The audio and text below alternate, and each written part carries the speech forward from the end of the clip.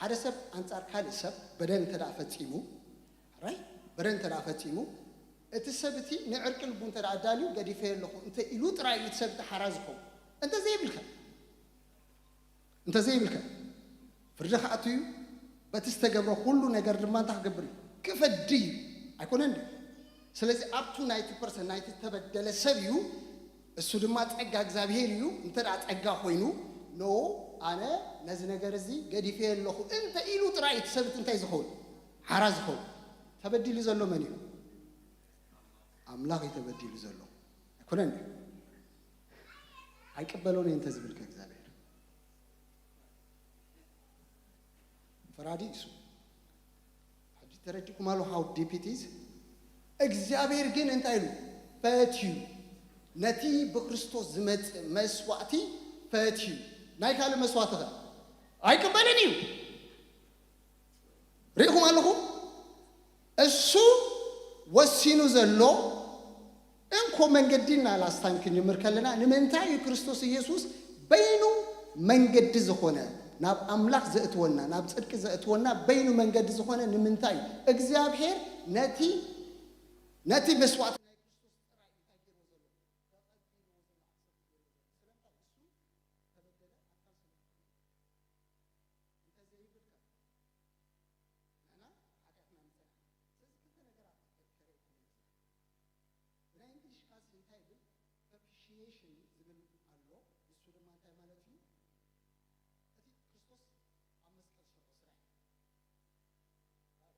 ክርስቶስ አመስቀል ሰርዖ ዝኸፈለው ዋጋ እሱ እንደገና ድማ ኤክስፒዬሽን ትብላላ ሕጂ ክልቲኤን ማዕረማዕረን ዝኸዳ ክርስቶስ አመስቀል ዝኸፈለው ዋጋ እንታይ ኣብ ክንዳና ኮይኑ ይኸፊልዎ ዘሎ ክኸፍል ከሎ እንታይ ኮይኑ ኩሉ በደል ናትና ኣብ መን ወዲቑ ዘሎ ኣብ ክርስቶስ ስለዚህ ንክርስቶስ ታገይሮሎ ማለት እዩ በደለኛ ኮይኑሎ ስለዚህ በዘይ በደሎ በደለኛ ኮይኑሎ በደሉ ተአሚዱ ድማ ናብ መንታይ ሄዱሎ ናብ መቅጻዕት ሄዱሎ ዋጋ ክኸፍል ራእዩ ሕጂ ኣብ ክንዳና እዩ ዝኸውን ዘሎ እግዚአብሔር ድማ ነቲ መስዋዕት እንታይ ክገብሮ ክሰምሮ ፈቲሎ ስለዚህ ድማ ነዚ ማንነት እዚ ናይ ክርስቶስ ማንነት በከምዚ ነገር እዚ ከስልጥ ዝኽእል ብጀካ ክርስቶስ ማንም የለን እዚ ማንነት እዚ እምባር ነጽንዖ ዘለና ንሪኦ ዘለና ክብርን እግዚአብሔር ይሁን ሕጂ እንታይሉ በቲ በኢየሱስ ክርስቶስ በጃ መሕላፍ ብኸሙ ብጸጉ ይጸድቁ ንዑኻ ነቲ ቀደም ብትዕግስቲ አምላክ እተገብረ ኃጢአት ይሕለፍ ስለዝሓደጎ አምላክ ጽድቁ ምእንቲ ኸሪ በእምነት ብደሙ መተዓረቅ ገይሩ አቆሞ ሕጂ እንታይ አላባ ደም አላምሽ ደም ትብላላ ራይ ዋሕጂ ሲሪየስ ይሕዋቴ ክርስቶስ መድሓኒ ዝኾነሲ ታሪክ ዘልዓለማዊ ታሪክ ስለ ዘይነበሩ አይኮነን ሰብ ከሆንኩል ሕጂ ክንመጽኢና ናይ በሐቅ እንታይና ዝብዘልና እቲ ምድርን ምልአታን ሰማያትን ኩሉ ዝፈጠረሲ ናብ ፍጥረታት እንታ ኮይኑ መጽኡ ኢና ንብዘልና ስጋ ለቢሱሲ መጽኡ ክብርን እግዚአብሔር ይሁን እቲ ያህዌ አምላክሲ ኣብ ፍጥረታት እንታ ገይሩ አትዩ ኢና ንብዘልና ምድሓና ዝጸንዕ እዩ ብዙ ነገር ትሰምዕምሽ ብዛዕባ ክርስቶስ ክዛረቡ ከሎ በጣም ዝገርም እዩ በጣም ገሊዮም ድፍረቶም ድማ ዝገርም እዩ ምንም እኮ በቃ ተቃል አምላክ ከም ዝግቡ ገይሮም እኮ ይፈልጦን እኮ ግን ንክርስቶስ ኣብ ክርስቶስ ክመጽእ ከሎ ዘለዎም ድፍረት ግን በጣም ይዝገርም አነ ይመስለኒ ክርስቶስ ኣብ መወዳታ ኣብ ጃጅመንት ብዛዕባ ጃጅመንት ከስታን ገብሪና መስመጽሲ ኩሉ ገይረ ኣብ ህይወት ከኣቴ ዋጋ ከፊለ ዋስ ሂ ሪዝን ንምንታይ ዘይተቀበልካ ይተይልናሲ እንታይ ናህ ንምለሰሉ ኩሉ ገይረ ፈጽሜ ዋጋ ከፊለ በደለኛ ንኸይትኾንሲ ኩሉ ነገር ከፊለልካ what is your reason ምክንያት ካንታ እዩ ዘይተቀበልካ ምክንያት ካንታ እዩ ዘይአመንካሉ ምንም ምክንያት እኮ ይብልናል አምላክ ይመስገን ስለዚህ ንሱ ጻድቅ ክኸውን ካብ እምነት ኢየሱስ ዝዘበለውን ከጽድቅ ሕጂ ኣብ ዘመን እዚ ጽድቁ ክግለጽ እታ ጻድቅ ክኸውን ትብል ጃስት ያ ትብል እግዚአብሔር ሲ ጃስት እዩ እግዚአብሔር ንሓጥ ጻድቅ አይብልን ይብሽ ጽድቅ ድማ ክገብር ተዳ ኮይኑ ኃጢአት እንተኸውን ኣለዎ ክቅጻዕ ኣለዎ ንኃጢአት መስዋዕት ኮይኑ ቀሪቡ ዘሎ ድማ መን እዩ ክርስቶስ ኢየሱስ እዩ ስለዚህ እግዚአብሔር ጻድቅ እንተዳ ኮይኑ ንወዱ እንታይ ክገብሮ ኣለዎ መጀመሪያ አበረን ርክሰትን ዘይብሉ ኸውናሎ ወዱ ሪኹም አለኩም ሕጂ አበረን ርክሰትን ሕጂ እቲ ዕቤት ናይቲ መስዋዕቲ እንተዳ ተረዲእና ነቲ ምድሓና ድማ እንታ ክንገብሮ ኢና ማለት ጽቡቕ ጌርና ኣብ ቅድሚ እግዚአብሔር ሲ አበረን ርክሰትን ክህልዎ የብሉን እቲ ቀሪቡ ዘሎ መስዋዕቲ መጀመሪያ ተቀቢሎሎ እግዚአብሔር ኣብ ምድሪ ክመላለስ ከሎ ድማ ብዘይ አበር ክኸውን ኣለዎ ነቲ መስዋዕቲ ክፍጽም ተደኣ ኮይኑ ድማ እንታይ ክኹን ኣብ ቅድሚ እግዚአብሔር ኢንታ ዘይብሉ ክኸውን ኣለዎ እግዚአብሔር ጃስቲ እንዳበልና ንሓጢ ዝቐጽእ ካብ ኮነ እንደገና ድማ እቲ መስዋዕቲ ሓጢአት ቀሪቡ ዘሎ ድማ እንታይ ክኸውን ኣለዎ አበር ዘይብሉ ፍጹም ክኸውን ኣለዎ ስለዚህ ንክርስቶስ ቀጽዕዎ ኣብ ክንዳና ማለት እዩ እዚ ደም እዚ ግን how pure it is ሕጂ ዘለየና እሱ እዩ ደም ናይ ክርስቶስ ከመይ ዝበለ ፒውር ደም ምዃኑ ክንሪና ክብርን እግዚአብሔር እዩ አምላኽ ይመስገን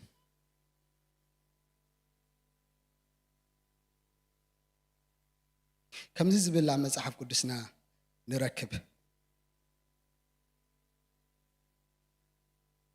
አበረን ርክሰትን ዘይብሉ ዝብል ንረክብ ደም ርእሱ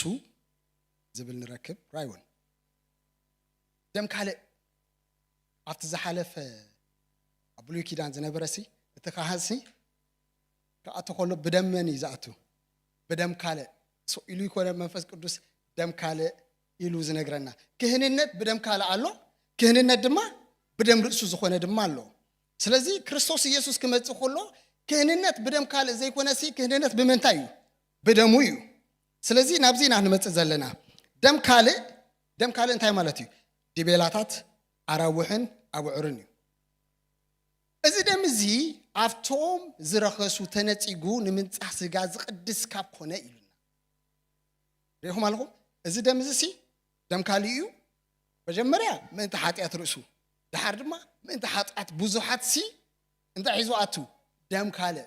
ደም አረውሕ ደም ዲቤላታት ደም አብዑር ሒዙ ኣቱ ክርስቶስ ምስ መጸ ግን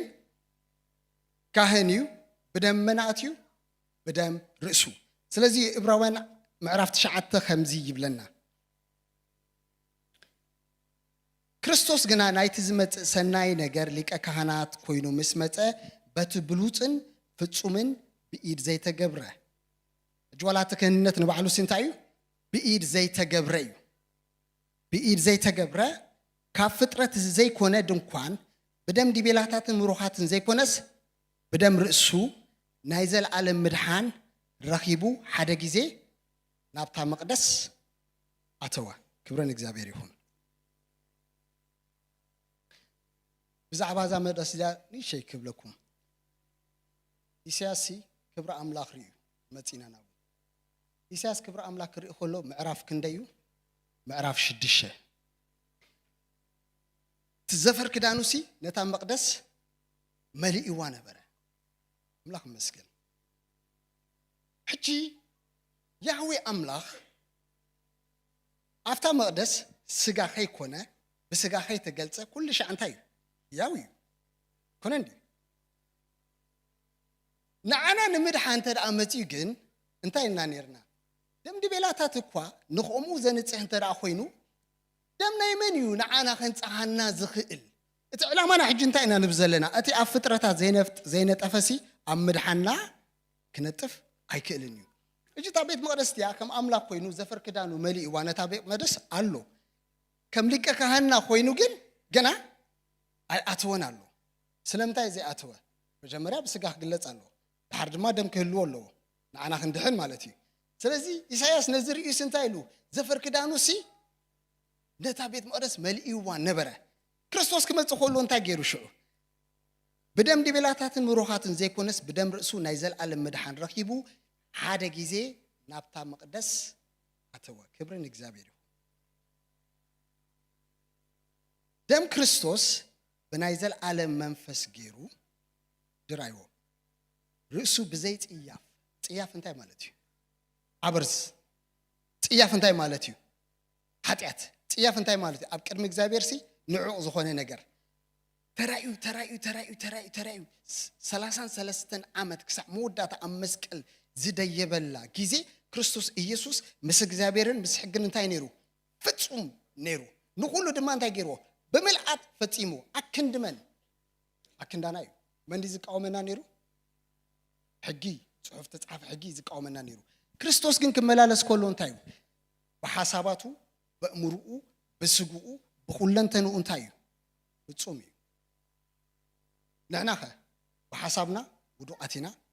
ብልብና ውዱቃቲና በስጋና ወዲቕና ኣለና ሐሳብና ዝሓስቦ ኩሉ ሻዕ እንታይ እዩ ዝተፈለየ ካብ እግዚአብሔር ዝተፈለየ ነገር እዩ ኣብ ሮሜውን ከም ይልና ኣሎ ብስጋ ዘሎ ስን እግዚአብሔር ከስምሮስ ኣይኮነሉን እዩ ሐሳብ እግዚአብሔር ከስምር ኣይኮነሉን እዩ ክርስቶስ ክመጽእ ከሎ ግን ኣብ ቅድሚ እግዚአብሔር ናይ በሓቂ እዩ ንዓናሲ እንታይ ገይሮ ሓበር ዘይብሉ ፍጹም ኮይኑ ኣብ ቅድሚ እግዚአብሔር እንታይ ገይርና ተራኢልና እጂ መን ከምዚ ክገብር ዝኽእል ኣብ ቅድሚ እግዚአብሔር ሲ ከምዚ ዓይነት ብቕዓት ሓሊቦሲ ንደቂ ሰባት ካብ ዝወደቁ ኣልዒሉሲ ኣብ ምድሓን ከእቱ ዝኽእልሲ መን ኣሎ አላህ መስገን ደም ክርስቶስ ብናይ ዘለዓለም መንፈስ ገይሩ ርእሱ ብዘይ ጽያፍ ንኣምላኽ ዘቕረበ ግዳ ንስኻትኩም ንህያው ኣምላኽ ተገልግሉ ክንደይ ኣዝዩ ንሕልናኹም ካብ ሞት ግብሪ ዘየንጽሖ ተደልዩ ዘሎ ፐርፌክሽን ይሕዋተይ እግዚአብሔር ንዓና ደሊና ዘሎ እንታይ ፐርፌክሽን እዩ ናብ ምንታይ ክንመጽእ ናብ ፐርፌክሽን ክንመጽእ ደሊና ዘሎ እግዚአብሔር እስኪ ሕሰቦዎ ናብ ህልውና እግዚአብሔር ክናቱ ተዳ ኮይናሲ እንታይ ክንከውን ኣለና ናብ ፐርፌክሽን ይዘእትወና ዘሎ እግዚአብሔር ተደልዩ ዘሎ ሲ ብዘይ ዓበር ክንከውን እዩ ሓደ ሰብ ሓጢአት ምስ ፈጸመ ግን ከመይ ገይሩ ናብቲ ዝነበረ ቦታ ክምለስ ይኽእል ሪኢኹም ኣለኹም ከም እጂ ሶ ቻሌንጂንግ እስኻሽ ሓሙሽተ ጊዜ ስለ ሰገድካ ናብ ህልውና እግዚአብሔር ኣይተኣቱን ኢኻ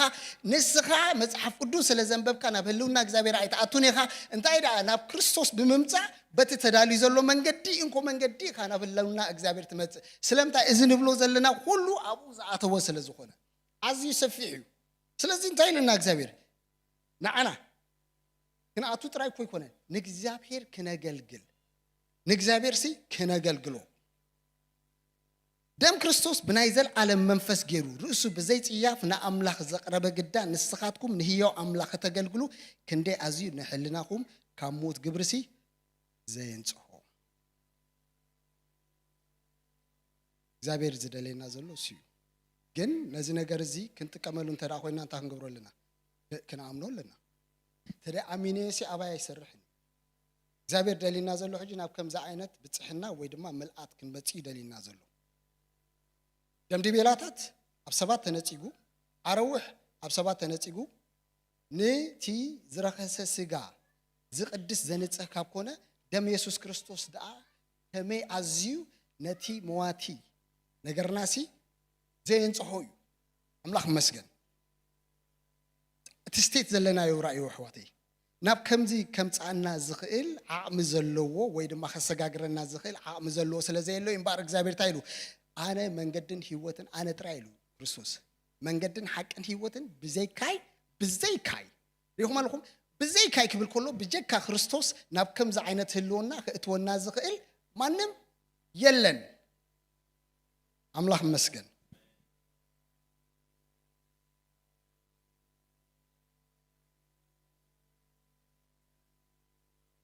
ኣብ 26 ከምዚ ኢሉ ብዘይ ዝሲ ካብ ምስራት ዓለም ጀሚሩ ብዙሕ ሳዕ መከራ ክጸግም ተገብኦ ነይሩ ሕጂ ግና ብመስዋዕቲ ርእሱ እንታይ ኢልና ዓንቶይ ብመስዋዕቲ ርእሱ ብመስዋዕቲ ካልእ ዝብል ነይሩ ምሽ ብመስዋዕቲ ርእሱ ንሓጢአት ክስዕር ኢሉ ኣብ መወዳእታ ዘመናት ሓደ ጊዜ ተገልጸ ክብሪ ንእግዚአብሔር ይኹን ከምኡ ከዓ እቲ ንሓጢአት ብዙሓት ከርሕቕ ኢሉ ሓንሳእ ዝተሰውአ ክርስቶስ ንምድሓነቶም ዝጽበዮ ካልኣይ ጊዜ እዚ ሓጢአት ይግለጽ እዩ ኣብ ቀዳማይ ጴጥሮስ ድማ መሊሱ ከም ዝብለና ኣብ 18 ክሳብ 19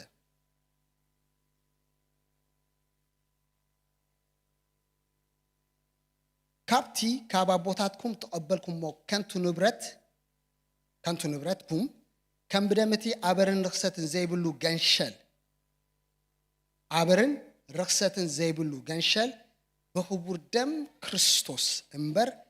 ብጠፋእ ነገር ببرور ويس بورقي كم زي دحنكم تفلطوا لكم انتي زي بلو عبرن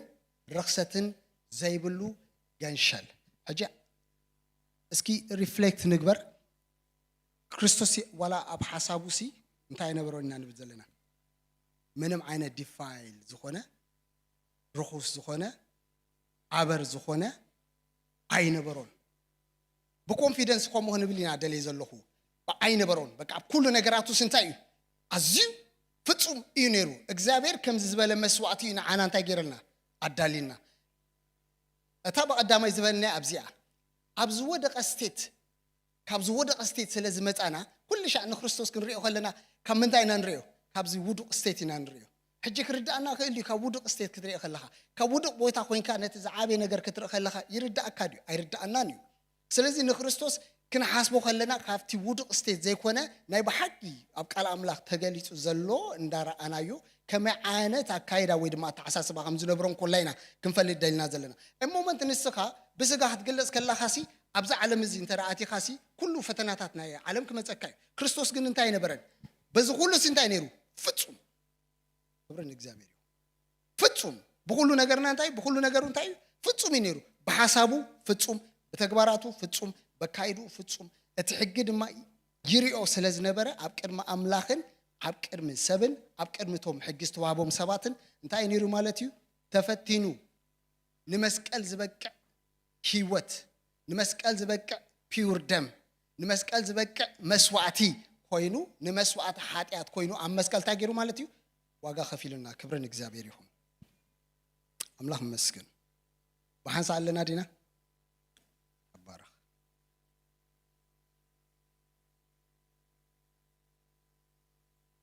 ስለዚህ እዚ ክርስቶስን በአር መንዩ ናይ በሐቂ ነቲ መንነቱ ቅድሚ በስጋ ምግላጹ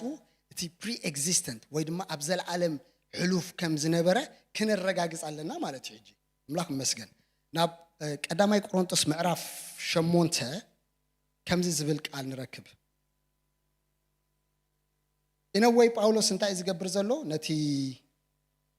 ካሓቶ ከለውሲ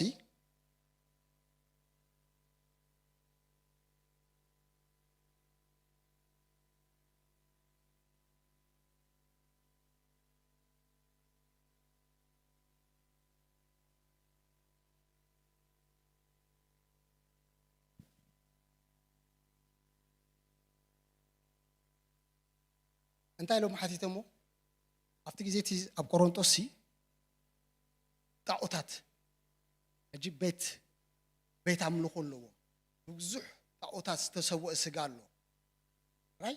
ሕጂ ዝተሰውአ ስጋ ድማ ወፂኡ እንታይ ይኸውን ነይሩ ኣብ ዕዳጋ ሽየጥ ነይሩ ጳውሎስ ድማ ንሰብ ቆሮንቶስ ምሂርዎም እዩ ንሕና ሓደ ኣምላክ ከም ዘለና ንፈልጥ ኢና ብክርስቶስ ውፅኣት ሓራይ ኢና ግን ድማ መንጎ ድማ ነይሮም ሰባት ነይሮም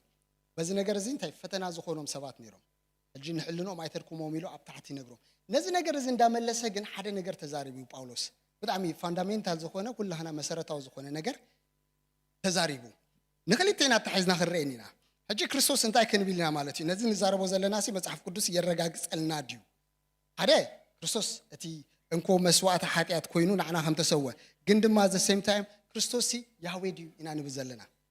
زي مرجع زلا حجي نابزينا نمرح كريستوسي بعلوس أملاك ديو إنا نرجع زلنا كم زيلو تزاريبهم أفقر الشدشة نحناس كله خاب أزخون أتعمل ستي نتي بمسوعات نتعود تسوى سجاسي نبلع ويساي نبلع باولوس كن كزارون كلهم تايلهم كاب حموش هذا حنك جمرة أبسمايس ويتعمري أمالك تزبهالو أنت لوس كم تبزحات أمالك تبزحات ويتوتون زلوا نحنا سيلو أجي أستوعب لا تنقالات كله كاب أزخون نحنا ون نعون نخون هذا أملاك تراي أبو علنا راي كله بأزخون نحنا خا بو النخون أجي أبزي خلينا نقرأنا كله بأزخون نحنا خا بو النخون حدا قويتاون يسوع كريستوس على نايلو أملاك مسكن حجي كلمتنا አፍቲ አቡሊ ኪዳን ዝተጠቀሙሉ ንያህዌ ክገልጹሉ ተጠቀሙሉ ሁሉ ቃላት አምጪኦም አብ ክርስቶስ ንማንታ ገይሮሞ purposefully ማለት በዕላማ ሐዋርያት ኩሎም በዕላማ አፍቲ ሐድሽ ኪዳን ዝመጸ ድማንታ ገይሮሞ ልክ ነትን ያህዌ አምላክ ዝተጠቀሙሉ ሁሉ መግለጺታት ንክርስቶስ ታገይሮሙሉ ተጠቂሞሙሉ I'm not speaking አነ ሞዴሊዝም አይኮንኩ ሰበክ ዘለኹ እግዚአብሔር አቦን ወዱ ክልእ ኮሎ ኩሉ ሻዕ ክርስቶስ ምሰቦ እንታይ ህልዊ ኩሉ ሻዕ ህልዊ አብ ሕሉፍ ዘላለም ሕጂ ንዘላለም ኮሙንተ ዘይከውን ነይሩ አብ ፍጥረታት እንተ ዘይነጥፍ ሕጂ ክንመጺና ነዚና ፕሩፍ ንገብር ዘለና አብ ፍጥረታት እንተ ዘይነጥፍ አብ ምድሓናኻ ክነጥፍ ዘኽእለሉ ብቕዓት ወይ ዓቕሚ የብሉን ግን መጽሐፍ ቅዱስና ከምኡ ኢሉ ይምህር ድዩ ጽባሕ ንጎን እዚ ሕተተና እዚ ኮን ፈልጦ ኮይና ኣሕዋተይ ንሕና ኮ ቤተክርስትያን ኢና ንፈልጦ ኢና ግን ብቃላት አስሚርና ነቲ ዝመጸና ዘበለ ሁሉ ተግዳሮት ክንገብር ኣለና መልስ ክንህብ ኣለና ክብርን እግዚአብሔር ይሁን ሕጂ ይመስለኩም ጳውሎስ እሱ ኢሉ ነዚ ነገር ዝብሎ ዘሎ ንዓናስ ኩሉ ካብ ዝኸውን ንሕናውን ንዑን ንኸውን ሓደ ኣምላኽ ጥራይ ኣቦለና ኩሉ ብኡ ዝኸውን ንሕና ከዓ ብኡ ንኸውን ሓደ ጎይታ ኢየሱስ ክርስቶስን ኣለና እዚ ነገር እዚ ኣብቶም ዝደሓኑ ኣሕዋትሲ ከመይ ገይሩ ይድመጽ ነይሩ ኢልኩም ሓሲብኩም ሞዶ ትፈልጡ ስማዕ እስራኤል እግዚአብሔር ኣምላኽ ሓደ ኣምላኽ ሓደ ያህዌ እዩ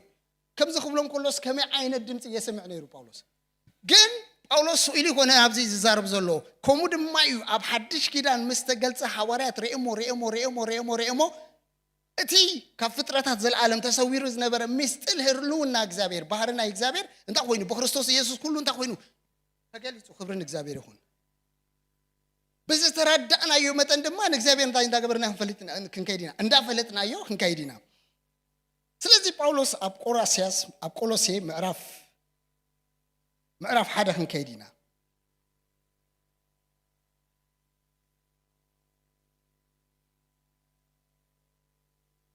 ተሐጊሱ ቆሎሴ ጳውሎስ ዝተኸላ አይመስለንን ኣብ ኤፌሶን ተኺሎም ግን ካብኡ ዝኸዱ ሕዋት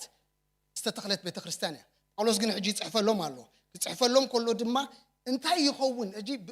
ነዚሲ ኢኒሺየት ዝገበሮ ነዚ ነገር ዘበገሶስ እንታይ ብዙሕ ተግዳሮት ነታ ማሕበር ኣምላኽሲ ብዙሕ ዝኾነ አንጻር ናይ ክርስቶስ ባህሪ ከም ዝነበረ ክንርዳእ ንኽእል ኢና ብፍላይ ድማ ዞ ኖስቲክ ዝበሃሉ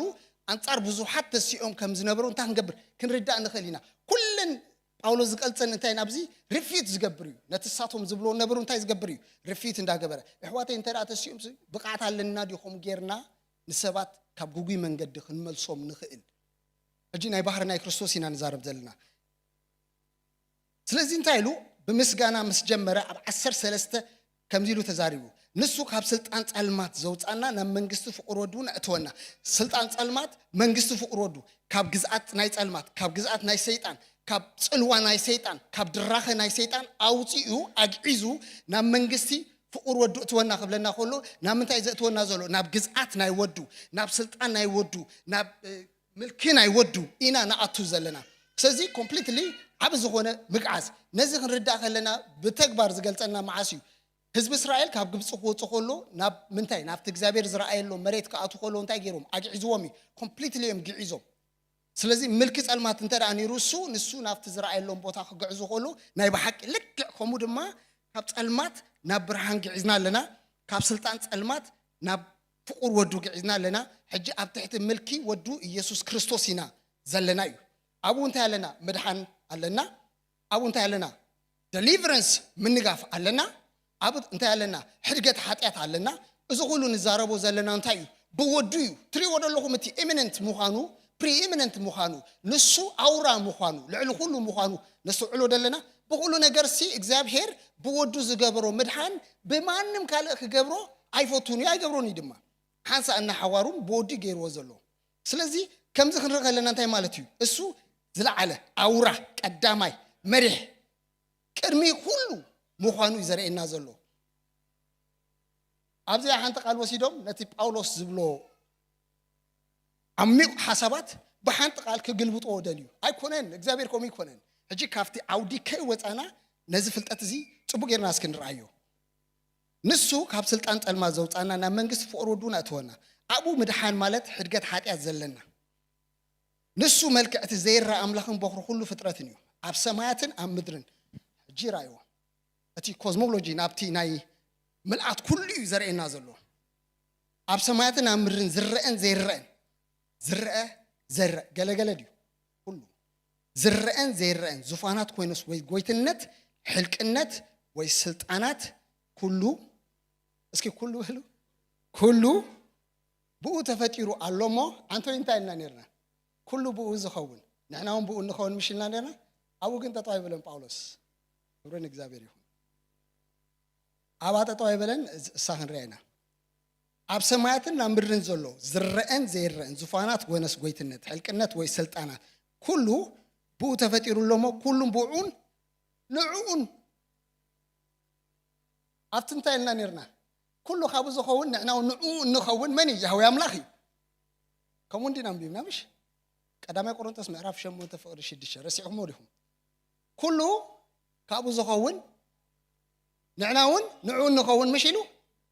ኩሉ ብኡ ዝኸውን ንሕናውን ብኡ ንኸውን ምሽ ኢልና ኣብ ዝርጊፅልና ኣሎ ተጋጊዱ ጳውሎስ ኣብዚ ኣይተጋጊን ታብለና ኣሎ እዚ ኩሉ ብኡ ዝኸውን ኩሉ ብኡን ንዑኡን ሪኹም ኣለኹም ሕጂ ክርስቶስ ታጊርዎ ኣሎ أقليلو الله خبرنا إخبار يهون. أزين تايزرين نازلو he is divine. السو ملكوتي مجمرتا معالتات ويموداتا يبلوني يزبل نازلو. مدحنا دم ما بزي استرجع جتسي يحواتي كل شيء نمدحنا أنت كيف كلنا نبهرنا كريستوس كنت كيف كلنا شلاليل كاتقولون نجرا يكون نعواتي. مننا كنا كريستوس بزتن كيف كامتن. نتي أما تعرف قدوس تجلس زلون أي بحق مننا بزتن كيف كامتن مدحنا كارما أنت يخون مالتي. because reason يخاطم تعلويا. نقتل. أب سماعتنا أمرن زلو زرقن زيرن زفانات كونه ويس قويتنا. هل كنت ويس سلطانات. كل بو تفتير اللومو كل بون نعون أي تفترة. أولوستي نيهويك قلت اللو زتتك أملوك آلات. أفتنيكسون كرينا. أمتيو أمن يتكملوا له. أب كريستوس. إذا بعلامايو. أولوس بعلاماي زقبرو زلو. نايب حكي دما. نهوي أملاك زقلتو حجي نما نقلتو له. نكريستوس دما يقلتو له. إذا بحري أملاكي نسوخا كرمو كله إيو. كلهم بقو مفتارت رايزيك ونس he sustained. نقول نجر أبحد حيزوله. عالمكو كم زي تزبلاك حجي.